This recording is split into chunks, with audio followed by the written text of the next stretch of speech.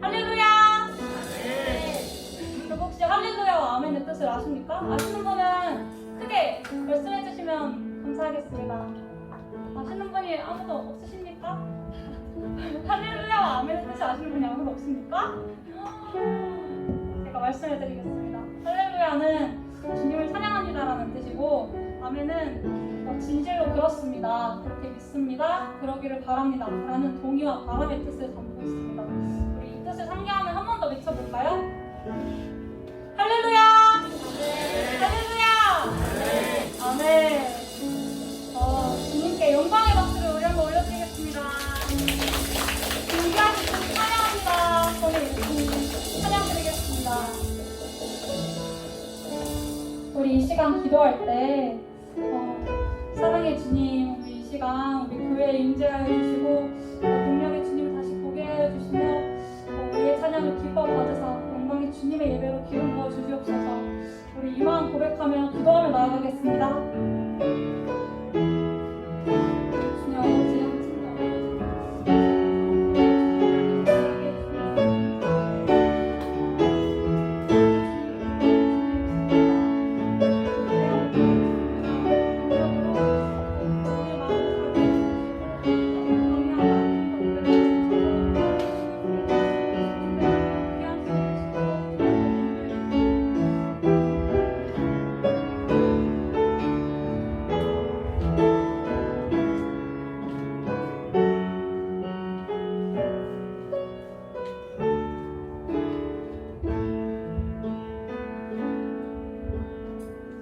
우리 이 시간 새로운 찬양을 배워보려 합니다. 아시는 분들은 크게 같이 따라 부르며 나아가겠습니다.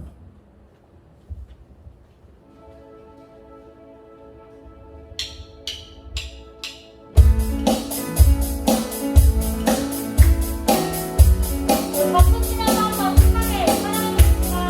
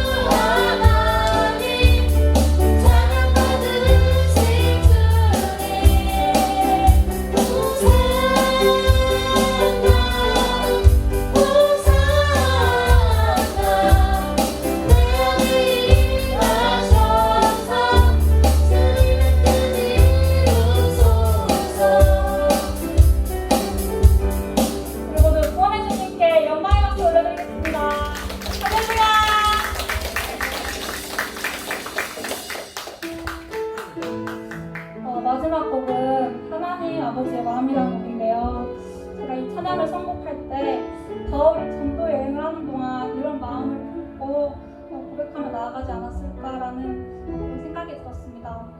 우리 이 시간 주님께 순종하는 바울의 모습이 우리의 모습이 되기를 고백하며 찬양 드리겠습니다.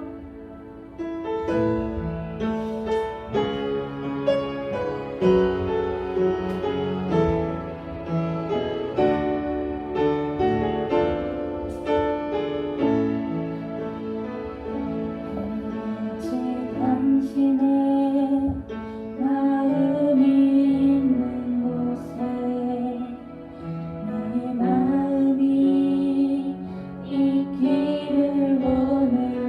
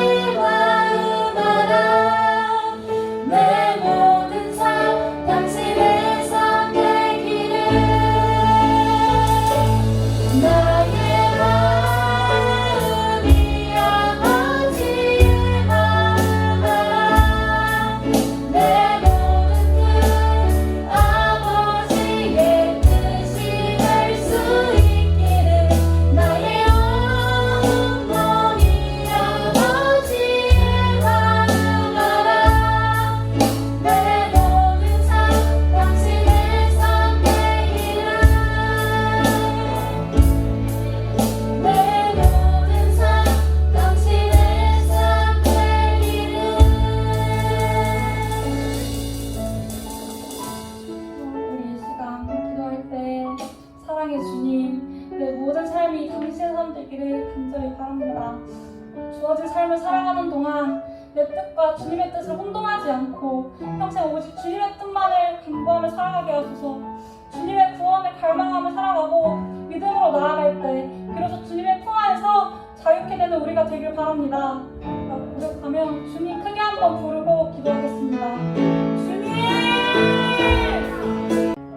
우리가 아직 죄인 되었을 때 그리스도께서 우리를 위하여 죽으심으로 하나님께서 우리에 대한 자기의 사랑을 확증하셨느니라.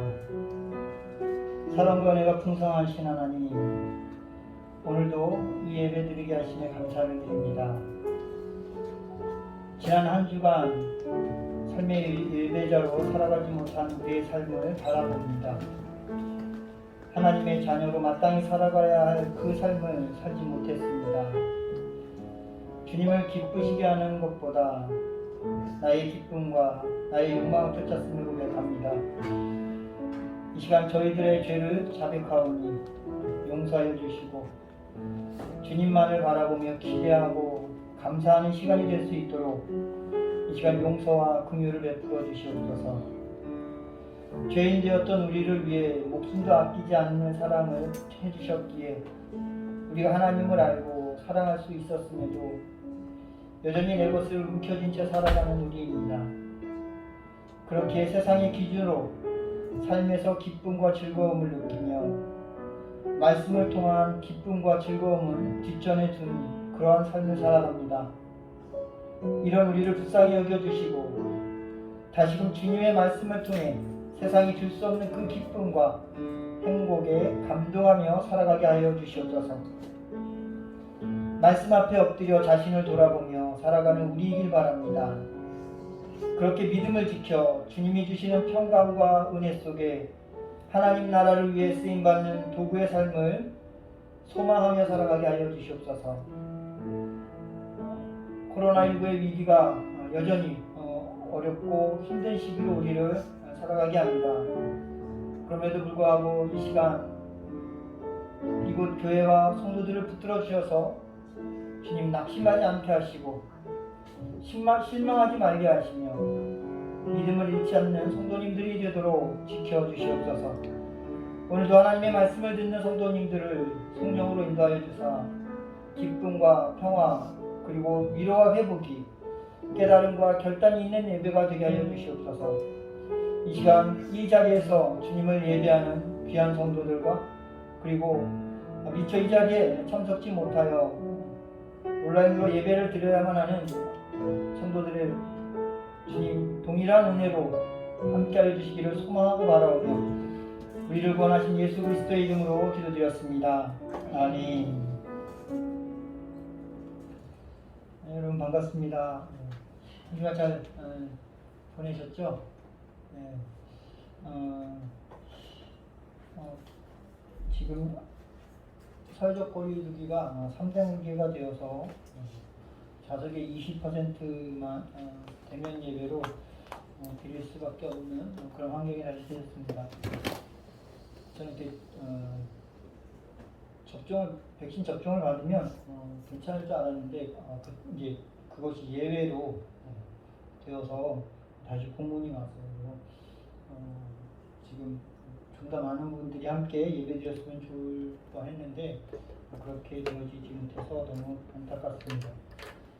계속된 그 코로나19로 인해서 우리가 식사, 오후 모임이 모두 중단된 상태이긴 하지만 그럼에도 불구하고 새벽 기도회와 그리고 수요부활별 아카데미가 정상적으로 진행되고 있어서 그것만으로도 굉장히 위로가 됩니다. 교회 몸이 불편하신 어르신들과 지체들을 위해서 계속해서 기도를 부탁을 드리고요. 여전히 우리 주일학교 학생들 그리고 청년들 위해서 기도를 부탁을 드립니다. 이 시간 드려진 예물 위해서 기도하고 오늘 주신 말씀 은혜를 함께 나누도록 하겠습니다.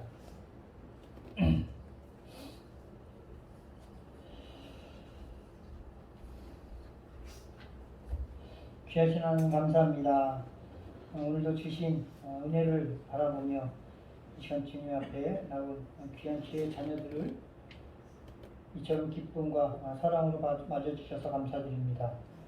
우리의 발걸음 속에 주님을 향한 감사가, 그리고 그 감사가 우리의 손길을 통해 주님께서 주신 우리의 삶을 통해서 이렇게 올려드려집니다.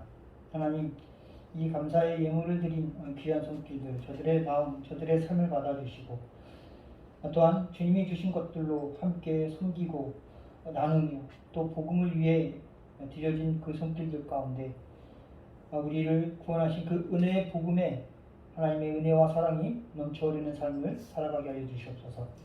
늘 감사함으로 주님께 나아가며 또 그 나아간 삶 속에서 하나님의 이름이 드높여지는 그런 복된 삶이기를 소망합니다.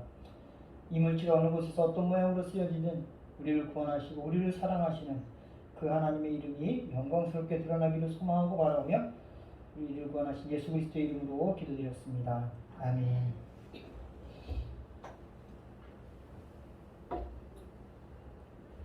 이 시간 다 같이 일어나셔서 오늘 함께 은혜 나눌 말씀 사도행전 21장 7절에서 14절까지 말씀 함께 들어가겠습니다. 사도행전 21장 7절에서 14절입니다. 드로를 떠나 항해를 다 마치고 돌레마이에 이르러 형제들에게 안부를 묻고 그들과 함께 하루를 있다가 이튿날 떠나 가이사랴에 이르러 7 집사 중 하나인 전도사 빌립의 집에 들어가서 머무르니라. 그에게 딸 넷이 있으니 처녀로 예언하는 자라. 여러 날 머물러 있더니 아가보라 하는 한 선지자가 유대로부터 내려와 우리에게 와서 바울의 띠를 가져다가 자기 수족을 잡아매고 말하기를 성령이 말씀하시되 예루살렘에서 유대인들이 이같이 이 띠 임자를 결박하여 이방인의 손에 넘겨주리라 하거늘 우리가 그 말을 듣고 그곳 사람들과 더불어 바울에게 예루살렘으로 올라가지 말라고 하나니 바울이 대답하되 여러분이 어찌하여 울어 내 마음을 상하게 하느냐. 나는 주 예수의 이름을 위하여 결박당할 뿐 아니라 예루살렘에서 죽을 것도 각오하였노라 하니 그가 마음을 갖지 아니하므로 우리가 주의 뜻대로 이루어지리라 하고 그쳤노라. 아멘.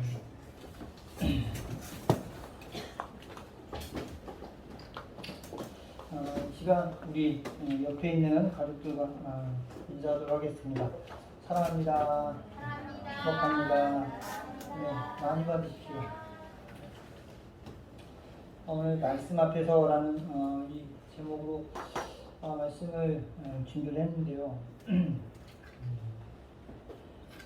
좀 이렇게 제 마음처럼 기쁜 그런 설교들이 이렇게 쏟아졌으면 참 좋겠다라는 생각을 했는데 이 설교를 준비하면서 굉장히 왠지 모를 그런 무거움이 저를 이렇게 짓눌렀습니다. 이게 뭘까? 뭐지? 라는 그런 생각 계속 하게 됩니다. 그 중에 하나가 뭐였냐면 계속 선포되어지는 말씀 속에서 결국은 변화되지 않는 우리들의 모습이 아니었나 생각이 들어요.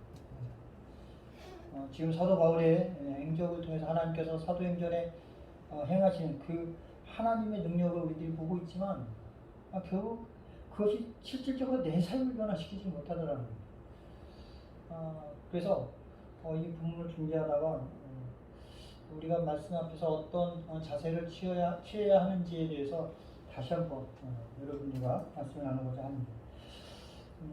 지난 23일이죠. 우여곡절 끝에 2020 도쿄올림픽이 1년이 지난 지금 시점에 열리게 됐습니다. 그리고 어제 그가 17세 그리고 20세인 그 김재덕 선수와 안산 선수가 양궁 홍성전에서 금메달을 목에 거는 그 장면을 봤습니다. 보셨습니까? 그 앞선 화살을 뒤를 탁 쪼개는 그 화살도 보셨어요? 네. 이렇게 말씀 준비를 하는데 그 네이버인가요? 거기 탁 뜨는 거 속보가 금메달 확정합니다. 이 양궁 홍선정은 이 도쿄올림픽에서 처음 도입되었고 또 안산과 김재덕 선수는 한국 양궁 국가대표 여자부와 남자부 막내라고 합니다. 17이면 고등학교 2학년이에요. 1학년? 네. 2학년이죠. 만으로 나와서 그럴 겁니다. 당연히 올림픽도 처음 출전한 것이고 그렇기 때문에 경험 부족에 대한 어떤 우려들이 있지 않았겠습니까? 어제 처음 같이 이렇게 짝을 맞춰서 처음 싸웠대요. 그런데 금메달을 땄습니다. 당당하게 승리해서 대한민국의 첫 금메달을 얻었습니다. 이 대한민국 양궁하면 할 말이 많죠. 우리나라 서울에서 열렸던 1988년 서울 올림픽을 시작으로 지난 2016년 리우 올림픽까지 28년간 금메달을 놓친 적이 없는 명실상부한 세계 최강의 나라가 바로 대한민국 양궁입니다. 이 대한민국 양궁이 세계 최강의 위치를 지킬 수 있었던 그런 이유를 여러 가지 이렇게 나열해 놓은 기사를 봤습니다. 그중 하나가 탄탄한 기본기, 체계적인 시스템, 장기적인 안목, 끝없는 혁신, 치열하고 공정한 경쟁, 절대 흔들리지 않는 투명한 원칙. 참 엄청나게 많은 것들이 이렇게 있지만 평론가들의 평론가 기자들을 제가 어제 한 1시간가량 이렇게 저도 감독해서 이렇게 훑어보면서 그런 생각을 했어요. 예전에 이 양궁에서는 활이 우리나라에서 직접 제작하는 것이 아니라 외국의 활을 갖다가 써야 됩니다. 우리나라 활은 국궁이라고 하죠. 그러니까 활이 다른 거예요. 우리나라 너무 잘하니까 우리나라한테 새 활을 안 팔질 않는 거예요. 국제대회 나가보면 다른 나라 선수들은 다 새로운 신무기를 들고 나와서 활을 쏘는데 우리나라 옛날 활을 가지고 쐈다고 해요. 아마도 그 기사에 보면 그 활을 만드는 회사가 미국 회사였는데 자기들도 잘못하니까 우리나라에 팔지 않았던. 그래서 얼마나 속이 상하겠습니까? 그 구형의 그 무기로 가서 신무기들과 싸워야 합니다. 그런데 아주 어려서부터 탄탄하게 기본기를 계속해서 가르쳐왔기 때문에 아무리 신무기를 들고 와도 이길 수가 없더라는 거예요. 우리나라는. 그러면서 그 기본기를 얻어가려고 세계에서 우리나라 한국 지도자들을 빼가기 시작을 합니다. 그러니까 어때요? 더 열심히 또 다른 그런 기술과 또 훈련 방법들을 계속해서 만들어내야 하는 거였죠. 그럼에도 불구하고 기술과 어떤 그런 재료들 그런 걸 모든 걸 다 제껴놓고라도 제가 보기에 가장 힘들고 어렵던 것 중 하나는 뭐냐면 치열하고 공정한 경쟁 그리고 절대 흔들리지 않는 그 투명한 원칙을 계속해서 수십 년 동안 지켜온 양궁협회의 모습이었습니다. 아마 그것이 없었다면 지금의 대한민국 양궁이 세계 최강의 자리를 지키지 못했을 겁니다. 이러한 것을 수십 년간 흔들림 없이 지켜왔고 또 그 결과가 현재 위치입니다. 국가대표 선발전에서는 세계 신기록 보유자, 올림픽 금메달리스트, 세계 랭킹 1위 같은 그런 타이틀들은 다 무의미하다고 해요. 우리나라에서. 당연히 학연이나 지연이 끼어들 틈도 없습니다. 오로지 실력 하나로만 뽑는다는 거예요. 오로지 실력 하나.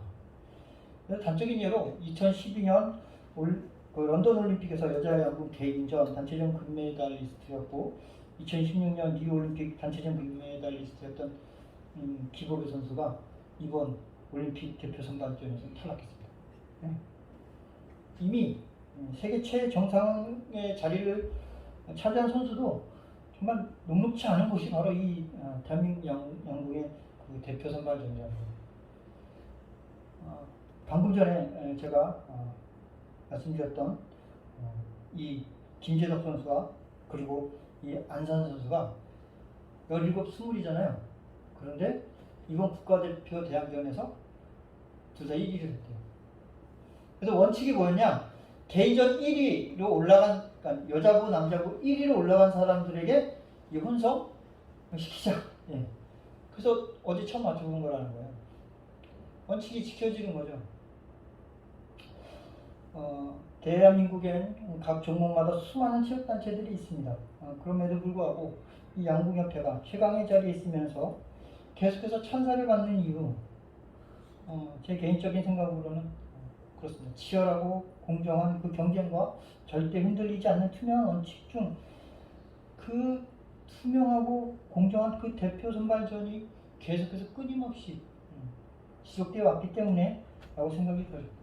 많은 규칙과 원칙, 계획을 세우지만 그것을 지킨다는 것은 무척이나 어렵습니다. 내가 몸이 안 좋아서 살을 빼야 되는 상황이 오면 뭘 해요? 다이어트를 하잖아요. 그렇죠? 그 누구를 위한 거예요? 나를 위한 거잖아요. 근데 다이어트에 성공한 사람이 많습니까? 예? 별로 없습니다. 별로 없습니다. 내 몸을 위해서 내 유익을 위해서 하는 그 목표도 달성하기 어려운데 많은 사람들의 이익이 달려있는 그 단체의 그 원칙을 지키는 게 얼마나 힘들고 어렵겠습니까? 자신의 이익에 따라 그 원칙을 해석하고 적용해서 결국은 배가 산으로 가는 겁니다. 네. 그런 어처구니 없는 결과를 낳게 되죠. 실력이 아닌 학연과 지연에 의해 선발되어서 더 실력 있는 선수가 빛을 보지 못하거나 비리와 또한 폭력이 끊이지 않는 안타까운 현실들이 그런 소식들이 들리는 이유가 거기에 있지 않겠습니까? 오직 했으면 최고의 선수가 대표로 뽑힐 수 없음을 직감하고 우리나라 국적을 포기하고 타국의 국적을 취득해서 올림픽에 나가서 타국의 이름으로 금메달을 따야 할 정도로 참 안타까운 현실들이는 보게 됩니다. 아무리 좋은 규칙과 원칙, 계획을 세워도요. 그것이 올바로 지켜지지 않는다면 그 세워진 것은 모두 허사가 될 뿐입니다. 우리의 신앙 또한 마찬가지입니다. 좋은 신앙과 굳건한 믿음을 갖는 것에는 누구도 의심 없는 방법이 있습니다. 그것이 뭐예요? 말씀 앞에서 진실되고 삶을 그 진실에 합당하게 성실히 살아가는 것 아니겠습니까? 하나님의 뜻이 말씀인데 그 말씀 없이 하나님 뜻을 알 수 없죠. 그 뜻에 따라서 성실히 살아가는 것 외에 우리가 더 좋은 신앙을 그리고 더 굳건한 믿음을 얻을 수 있는 방법이 어디 있습니까? 그런데 그것이 쉽지 않죠. 말씀을 진리라고 입에 침이 마르도록 말하지만 정작 그 진리를 내 삶에 적용함에 있어서는 내 유익, 내 편리에 따라서 해석이 각자 다 달라지는 겁니다. 기도는 능력이라고 확신하지만 기도의 능력을 삶으로 경험하는 그리스도인들이 얼마나 되냐 이거예요. 스스로 기도하지 않으면 물론이거니와 기도함에 있어서도 기도의 대상이신 하나님을 온전히 알려고 하지도 않고 그저 내 소원을 남발하는 경우가 허다하기 때문 아닙니까? 오늘 본문은 3차 전도여행을 마친 바울 일행이 예루살렘을 향해서 가는 그 마지막 일정에 있습니다. 그것을 보여줍니다. 지난 시간 보았듯 바울이 일행과 함께 일주일 동안 머물렀던 두로를 떠나던 날 그 두로의 제자들 그리고 그 제자들이 자신들의 아내와 그리고 자녀들을 다 한국까지 데리고 와서 그 배를 통해서 떠나는 바울 일행을 다 배웅하지 않았습니까? 주님이 이끄시는 그 손길에 자신을 온전히 내어 맡긴 바울의 그 믿음을 자신의 그 아내와 자녀들에게 알려주고 싶은 거예요. 그리고 가는 저 길이 얼마나 멋지고 복된 길인지 보여주고 싶은 거예요. 너희들도, 당신도, 우리 가족도 결국 우리의 삶을 하나님의 손길에 맡겨야 된다는 것을 확인하고 싶은 거예요. 예? 그렇게 현장에서, 삶에서 그 신앙이 녹아 들어가는 거예요. 이것 아니겠습니까? 말씀을 수없이 듣지만 예? 수없이 말씀을 들어도 그것에 앞에 순종하기는 어렵다는 거예요. 그런데 봐라 저기 순종해서 나가는 저 사람의 삶이 멋진 삶이야를 자녀들과 아내와 온 가족이 공유한다면 그럼 그 가정은 분명히 하나님의 말씀에 순종해서 하나님의 손길이 이끌린 그런 삶을 살아가지 않겠습니까? 그런 가정의 삶이 어찌 복되지 않겠습니까? 네.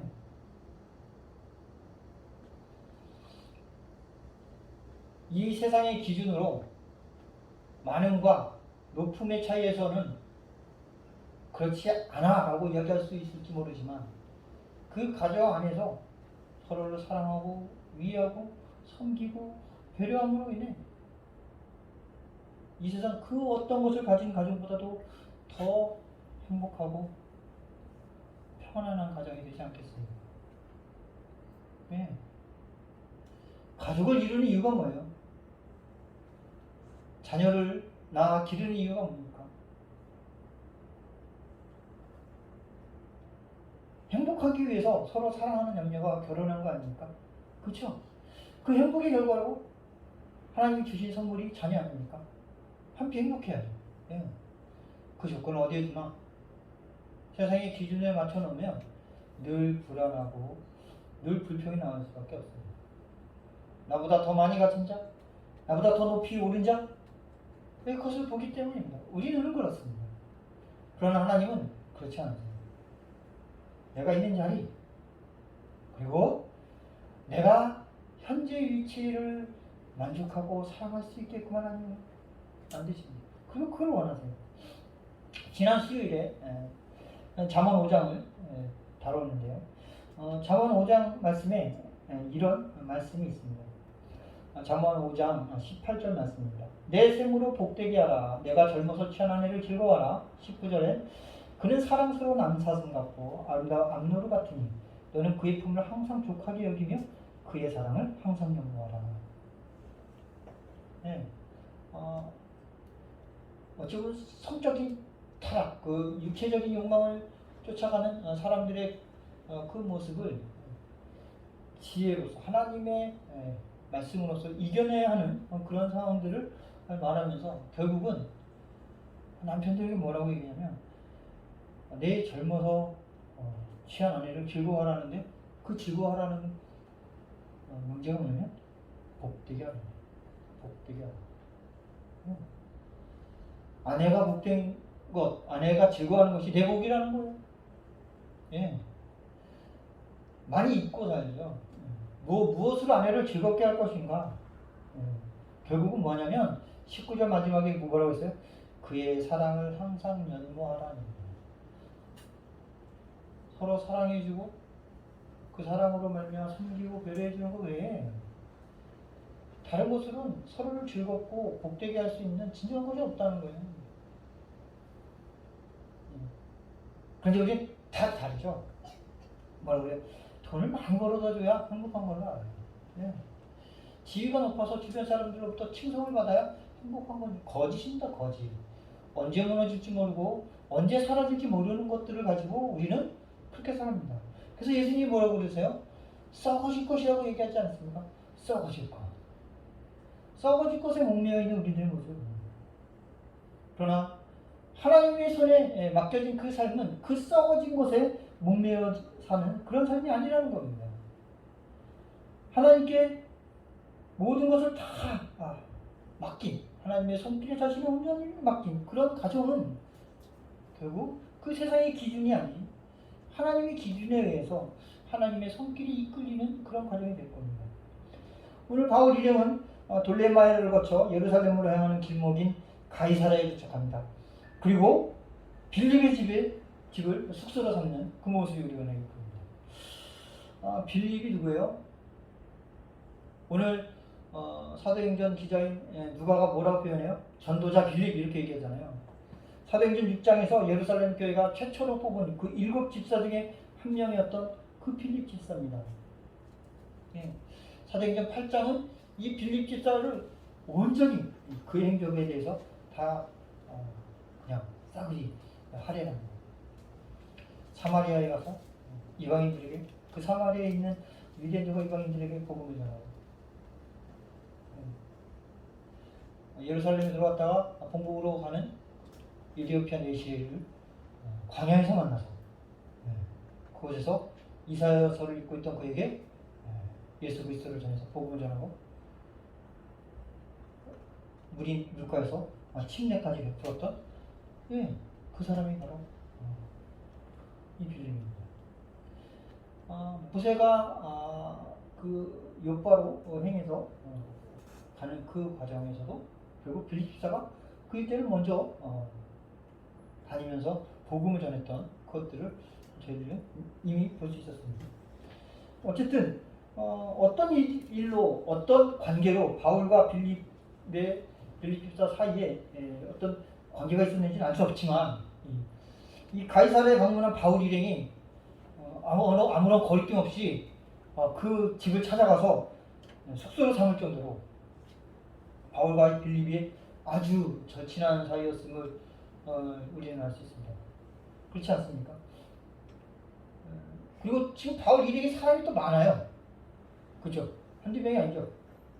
최소 7, 8 이렇게 되니까 10명 가까운 일행들이 함께 있는데 그 사람들을 며칠 동안 숙식을 제공한다는 건 상당히 힘든 일 아니겠습니까?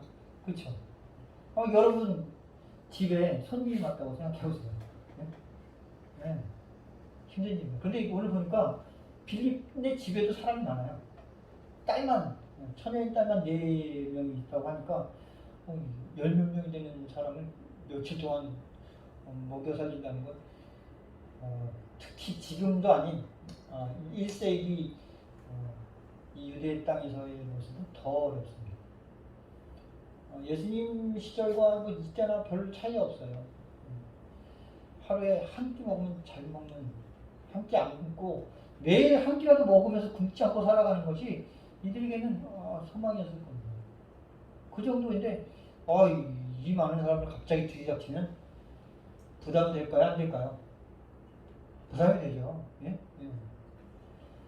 요즘은 먹을 거 많아도 사람 집에 초대해서 대접하지 않아요. 그렇죠? 귀찮아서. 그래서 어떻게 합니까? 그냥 밖에 나가서 사 먹는 것을 대체하지 않습니까?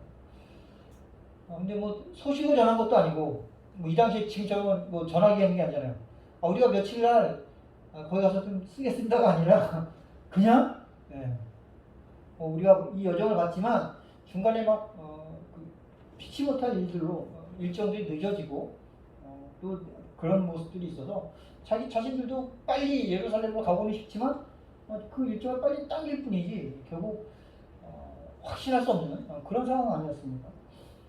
어느 날 느닷없이 한 10명 되는 장정들이 집에 도착해서 며칠 묵습니다 라고 이야기하면 난감하겠죠? 예? 그런데 그 난감함을 무시해도 될 정도로 둘 사이가 상당히 친밀했음을 우리는 보게 됩니다. 아마도 전도자로서의 그 빌립과 그리고 이방인의 전도자로 주님으로부터 세움을 받았던 사명을 받았던 바울이기에 어떤 그런 유대 관계가 있지 않았나 그런 생각을 해봅니다. 이 빌립에게 예언의 은사를 지닌 4명의 딸이 있었고 이 가이사랴에서는 그래서 빌립과 함께 그 딸들이 꽤나 유명했던 모양입니다. 그곳에 갑자기 아가보라는 선지자가 나타납니다.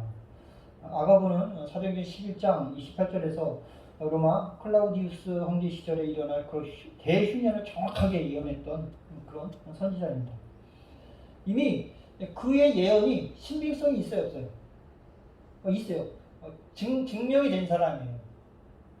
그 아가보가 성령에 감화되어서 바울의 허리띠를 가져오기 위해서 자신의 손과 발을 결박하고 바울이 예루살렘에 올라가면 이렇게 결박되어서 유대인들의 고발로 이렇게 결박되어서 로마군의 감옥에 갇힐 거다라는 것을 예언해버립니다. 그리고 그 소리를 들은 사람들의 결론적인 모습이 본문 12절에 나타납니다. 본문 12절입니다. 함께 읽겠습니다. 시작. 우리가 그 말을 듣고 그곳 사람들과 더불어 바울에게 예루살렘으로 올라가지 말라고 하니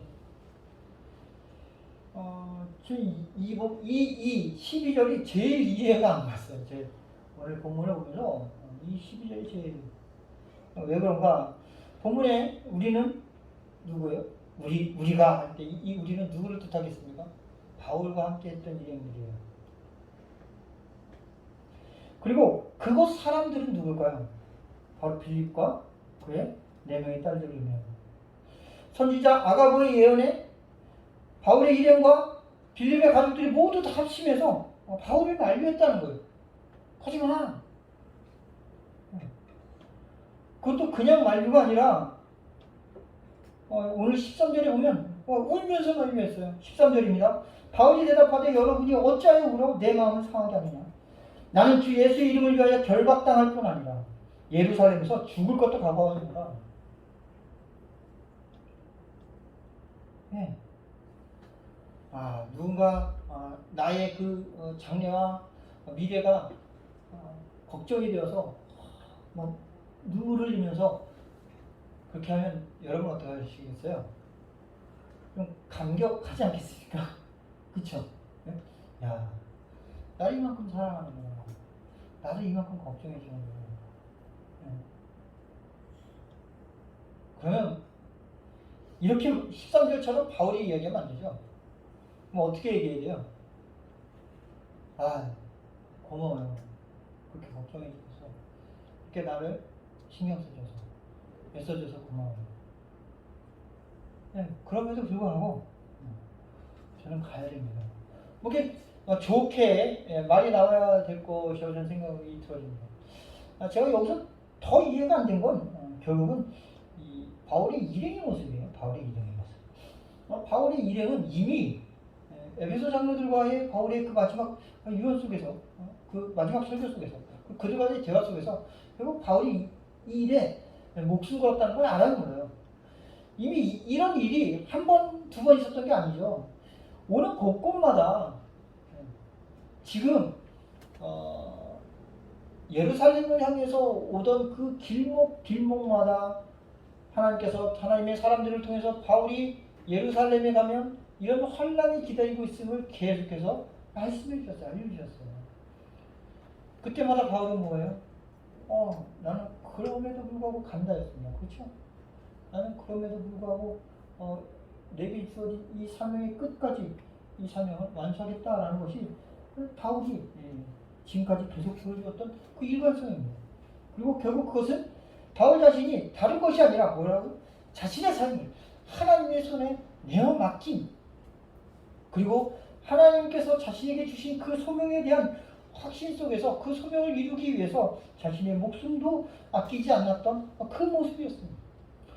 우리들이 함께 보았듯 사도행전 20장 24절에서 바울이 이렇게 이야기합니다. 내가 달려갈 길과 주 예수께 받은 사명 곧 하나님의 은혜의 복음을 증언하는 일을 마치려 하면 나의 생명조차 조금도 귀한 것으로 여기지 아니하나.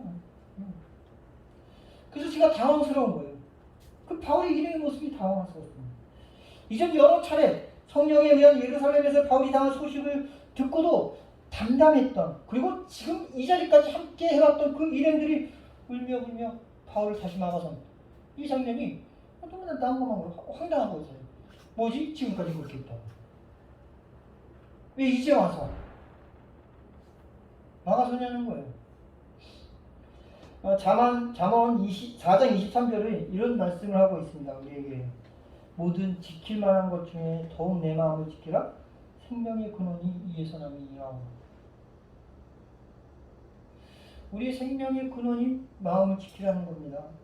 그런데 이 말씀은 우리 마음, 내 마음을 지키라는 그런 의미에서 그냥 내가 원하는 것을 마음대로 하는 그런 마음을 이야기하는 것이 아니에요.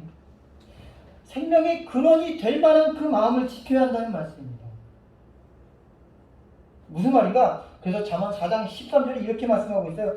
훈계를 굳게 잡아 놓치지 말고 이것을 지키라. 이것이 내 생명이니라. 자, 생명의 근원이 뭐라고 해요? 어디서 난다고 했어요? 마음에서 난다고 했죠. 자, 그러면 그 생명이 뭐라고요? 훈계를 굳게 잡아 놓치지 않고, 즉 훈계, 하나님의 말씀, 그 훈계가 내 생명이라는 거예요. 그 말씀을 놓치지 않으려는 그 마음이 바로 내 생명의 근원이 됩니다. 말씀을 붙잡으려는 마음, 말씀 앞에서 그 말씀을 붙잡는다는 건 무슨 의미입니까? 그 그 말씀대로 살아내려는 마음입니다. 아는 것과 살아내는 것은 전혀 아닙니다. 그래서 이 잠언 4장 13절 말씀에 의하면 하나님의 훈계를 굳게 잡으려는 마음을 지키는 것이 우리의 생명을 지키며 그 생명의 근원을 지키는 것이라는 거예요. 바울은 그 마음을 지키며 살아간 사람입니다. 바울은요, 자신의 마음을 분명하게 선포했어요. 방금 읽어드린 것처럼 사도행전 20장 24절에서 내가 달려갈 길과 주 예수께 받은 사명 곧 하나님의 은혜의 복음을 전하는 일을 마치려 하면 나의 생명조차 조금도 귀한 것으로 여기지 않는다. 이 말씀이 오늘 본문 13절을 통해서 정확하게 또다시 선포되고 드러나는 거 아니겠습니까? 예, 오늘 13절 다시 한번 읽어보겠습니다. 시작. 바울이 대답하되 여러분이 어찌하여 울어 내 마음을 상하게 하느냐? 나는 주 예수의 이름을 위하여 결박당할 뿐 아니라 예루살렘에서 죽을 것도 각오하였노라 하니. 예. 이러한 바울의 어떤 각오와 그 결단의 원천이 뭐였을까? 어떻게 이런 결단을 굽히지 않고 끝까지 지켜나갈 수 있었을까? 계속된 그런 자신 앞에 다가올 환난과 역경들을 목도하면서도 굽히지 않을 수 있었던 그 이유가 뭘까? 그것은 바울이 로마에 보낸 로마서 5장 8절 그 로마의 편지 안에 이렇게 쓰여져 있습니다. 우리가 아직 죄인 되었을 때 그리스도께서 우리를 위하여 죽으심으로 하나님께서 우리에 대한 자기의 사랑을 확증하셨느니라. 결국 이 말을 여러분에게 대입하고 저 자신에게 대입하여 바울 또한 이 말은 그들에게만 이야기한 것이 아니라 자기 자신도 그렇다는 거예요. 내가 아직 죄인 되었을 때 그리스도께서 나를 위해 죽으심으로 말미암아서 하나님께서 나에 대한 하나님의 사랑을 확증하셨습니다. 나는 그 사랑을 확인했습니다. 여러분 확인하셨습니까? 여러분이 죄인 된 그 순간, 죄인 되어 있었던 그 순간, 그때 아무것도 하지 않았지만 하나님은 이제 이미 우리의 죄를 용서하시기 위해서 자신의 하나밖에 없는 그 아들을 십자가에서 죽임으로 말미암아 이미 우리의 죄를 용서하고 계셨어요. 그것이 확인된 사람과 그것이 확인되지 않은 사람의 차이는 하나같다는 거예요. 결국 천국과 지옥의 차이가 나겠죠. 더러운 죄인이었던 자신을 위해 죄와 사망에 놓였던 자신의 그 영원히 살려주시기 위해서 십자가의 제물로 돌아가신 그 은혜의 복음을 깨달은 그 바울이 그 은혜의 복음을 자신에게 베풀어 주신 그 주님의 십자가의 은혜를 생각할 때마다 그 안에 감동과 또 다른 은혜가 넘쳤다는 겁니다. 바로 이 은혜의 복음인 예수 그리스도의 그 은혜가 바울의 이 각오와 결단의 원천이었던 것입니다. 그러나 동일한 상황과 환경 속에서 그 은혜의 복음이 아닌 세상의 기준과 자신의 경험, 자신의 지식이 기준이 되어버리면 바울의 일행과 빌립과 그의 딸들과 같은 결론이 되어버리는 거예요. 그렇지 않았겠습니까? 빌립이 전도자로서의 그 삶을 분명히 살았습니다. 성경에서 한장을 할애할 정도로 아주 화려한 삶을 살았죠. 그럼에도 불구하고 지금 가이사랴에서 빌립은 자기 가족들과 함께 아무도 이 수많은 사람들이 들어가서 수일을 함께 살 수 있을 정도의 아마도 꽤 큰 저택에서 남은 삶을 살아가고 있는 모습을 우리 지금 확인할 수 있죠. 인생의 말년 아무것도 할 수 없다고 생각하는 그 순간 하나님이 자신에게 주신 마지막 그 사명을 위해서 죽음을 향해 달려가는 바울과 인생의 말년 이제 평안함 속에 가족들과 함께 한 곳에 정착해 있는 빌립과 그의 가정의 모습이 대조됩니다. 여러분은 어떤 삶을 원하십니까? 빌립의 삶입니까? 바울의 삶입니까? 네? 다 빌립의 삶을 원하시죠? 그죠? 네, 빌립의 삶. 저도 마찬가지입니다. 빌립의 삶을 원합니다. 그러나 빌립의 삶에 한 가지 독소가 있습니다. 그가 그러한 삶 속에서도 여전히 자신에게 주어진 그 사명을 감당하려는 마음이 없이 세상의 기준과 자신의 경험과 그리고 자신의 어떤 안위와 유익됨을 우선시하는 삶이 있었지 않았나라는 생각을 해요. 그러니까 하나님의 말씀이 이게 동일하죠. 빌립은요 바울보다 먼저 하나님의 그 성령에 감동된 사람이잖아요. 그렇죠? 그럼에도 불구하고 그의 삶이 그 복받은 거네 라고 생각할 수 있겠지만 그의 마지막이 하나님의 뜻을 이루고 하나님의 그 사명을 이루기 위해서 나아가는 그 바울의 발목을 잡는 것으로 여기 등장하는 거예요. 그래서 바울이 지금 이 말하는 13절에서 이 말, 여러분이 어찌하여 울며 울어서 내 마음을 상하게 하느냐, 이 말은요 아까 말씀드린 대로 고마워요, 나를 걱정해줘서 너무 감사해요, 그거 아니에요. 뭐 하는 거냐고요 지금. 왜 내 마음을 상하게 한다는 그 말뜻은 거기에 있어요. 꾸짖는 거예요. 그러니 그 이야기를 들은 빌립과 그의 가족들이 어떤 마음이 들었겠습니까? 아차하지 않았겠습니까? 아차하지 않겠습니까? 내가 지금 무엇을 기준으로 이 말씀을 받은 거지? 내가 무엇이 기준돼서 이 상황을 바라본 거지? 그리고 그 바울과 함께 했던 그 일행들 또한 아차하지 않았겠습니까? 뭔가 뒤통수를 망치한테 땅 때린 것처럼 아차했지 않았을까요? 나는 주 예수의 이름을 위하여 결박당할 뿐 아니라 예루살렘에서 죽을 것도 각오했노라. 변함없는 그 바울의 각오가 전달되어졌을 때 바울의 일행들은 다시 한번 어찌 보면 지구멍이라도 찾고 싶은 그런 마음이었어요. 그랬지. 여전히 저 길은 변함이 없지. 자, 여러분, 그 목적한 길과 방향이 같으면 어떤 현상이 일어날까요? 예?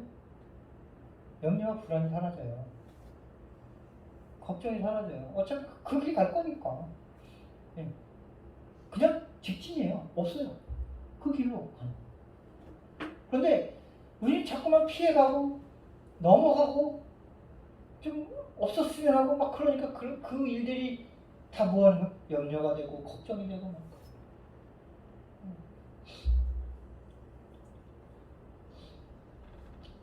딸아이가 지금 어린이집에서 지금 실습을 해요. 근데 어제 밤에 많이 아픈 거예요. 많이 아프니까 막 걱정이 돼가지고 열도 나고.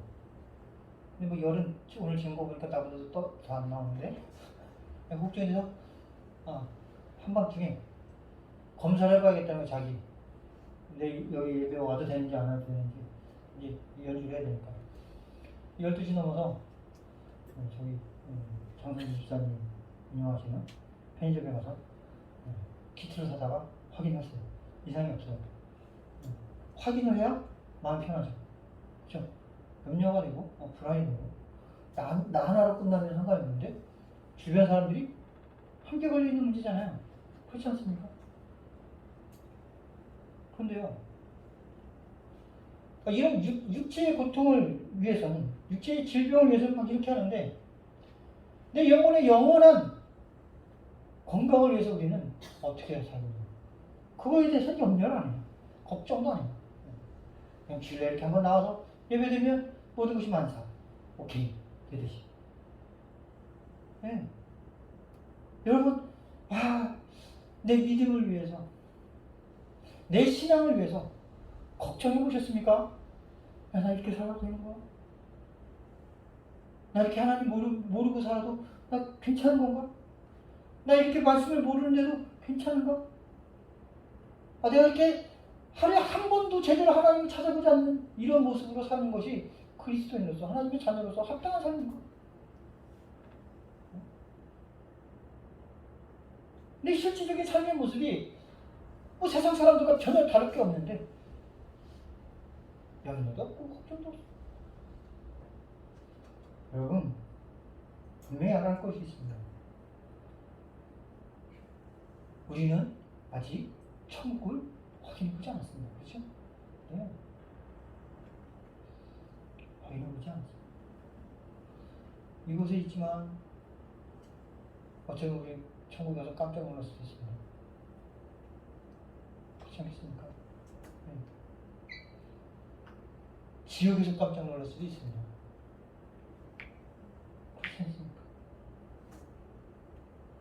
참된 그리스도인으로서의 삶, 하나님의 말씀에 순종해서 그 말씀 앞에 그 말씀이 되는 태도가 어떠한지를 다시 한번 말하자.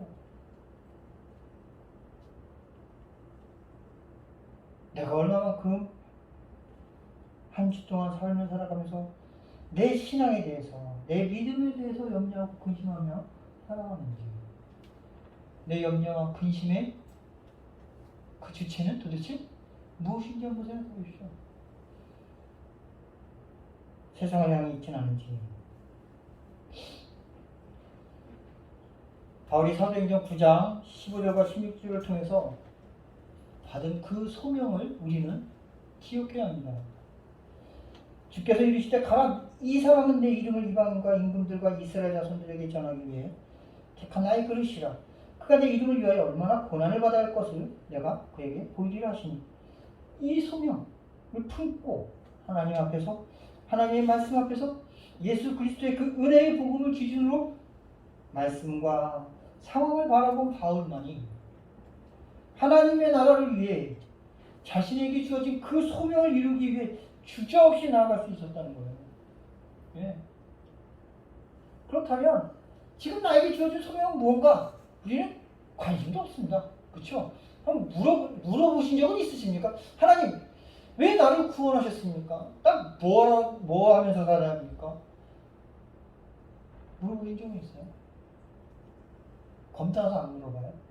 혹시라도 야, 너 저 아프리카로 가라, 저기 남미로 가라, 러시아로 가라, 북한으로 가라, 막 그럴까봐 겁이 나서 안 물어보시나요? 네, 여러분, 우리가 지금 사도행전을 보잖아요. 참 저는 그래서 그게 굉장히 답답하더라고요. 성경에 수많은 인물들이 있지만 하나님이 특별하게 쓰는 사람들을 그렇게 특별하게 불러서 쓰세요. 네, 이미 부르시기 전에 이미 준비 다 해놓으셨어. 그죠? 네? 바울도 마찬가지 아니에요? 네. 지금 이 말은 아나니아에게 하신 말씀. 아나니아. 네. 다메섹에 있는 아나니아라는 사람에게 하나님이 바울의 그 눈을 멀게 한 후에 알려주신 거예요. 너 좀 있으면 올 거니까 그 아이에게 안수해서 내가 지금 말한 이방인들을 위해 쓰기 위해서 택한 내 그릇이라고 그에게 알려줘라 라고 말씀하셨어요. 바울도요, 결국은 하나님으로부터 직접 받은 것이 아니라 하나님이 전하라고 한 이 아나니아를 통해서 그 말씀을 받습니다. 네? 하나님이 직접 바울에게 이 말씀을 해주셨으면 더 확실하지 않았을까요? 우리 생각에? 더 확신 있게 자신이 품을 수 있지 않았을까요? 근데 왜 하나님은 아나니아를 통해서 바울에게 이 말을 전하셨을까요?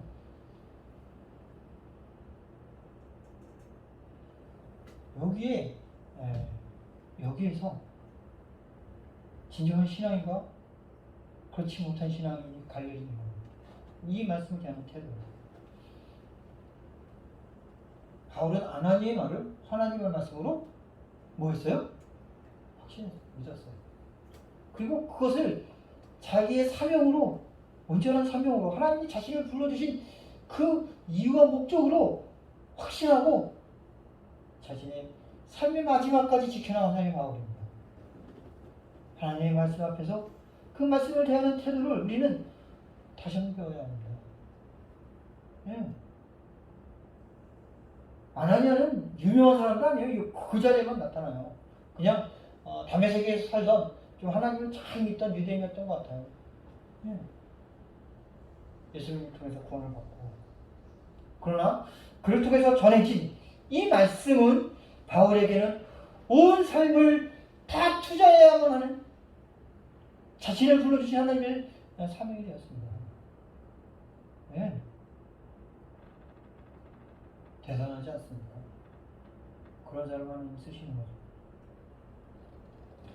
하나님께 쓰임받는 그리스도인, 하나님의 자녀의 삶을 살기를 바라는 것은 참된 그리스도인이라면 다 어찌 보면 당연히 갖게 되는 그런 마음입니다. 그러나 그런 삶을 살아내지 못하는 대부분의 그리스도인의 삶은 분명한 이유가 있습니다. 세상의 좋은 원칙과 규칙도 그것을 대하는 사람의 자세와 태도, 이유가 자신의 이익과 경험의 바탕이 되었을 때 대가 선으로 가는 거예요. 하나님의 말씀 또한 마찬가지입니다.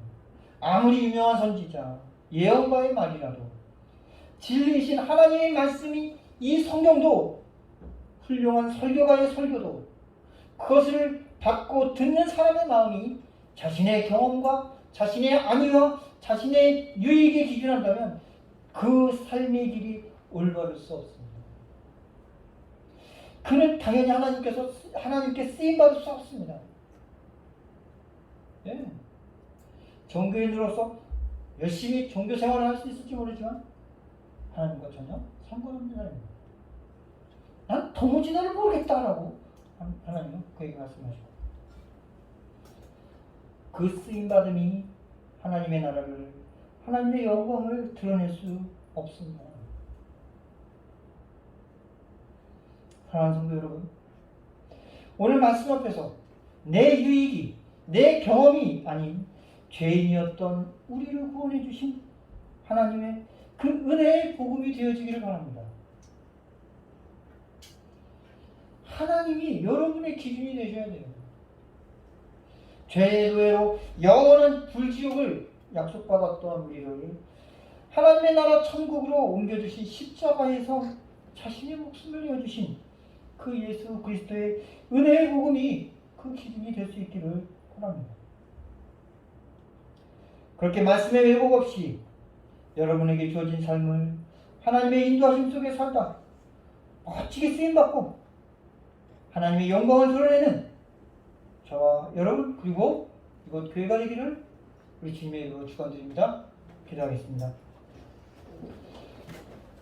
모든 지킬 만한 것 중에 더욱 내 마음을 지키라. 생명의 근원이 이에서 남이니라. 오늘도 주신 시간과 생명의 허락하심 속에 예배드릴 수 있었음에 감사를 드립니다. 말씀 앞에서 여전히 내 경험과 내 이익을 앞세워 왜곡하고 고피하였던 자신을 회개합니다. 어리석은 판단과 분별로 하나님의 길이 아닌 세상을 따라가는 어리석은 삶을 살지 않도록 이 시간 다시금 우리를 구원해 주신 은혜의 복음 앞에 수견이 고개 숙일 수 있는 우리가 되게 하여 주시옵소서. 하나님의 말씀의 훈계를 온전히 듣고 그 말씀이 기준이 된 마음을 지켜 하나님의 생명을 지켜내는 삶, 그 생명을 주신 하나님을 영화롭게 하는 삶 살게 하여 주시옵소서. 예수 그리스도의 이름으로 기도드렸습니다. 아멘.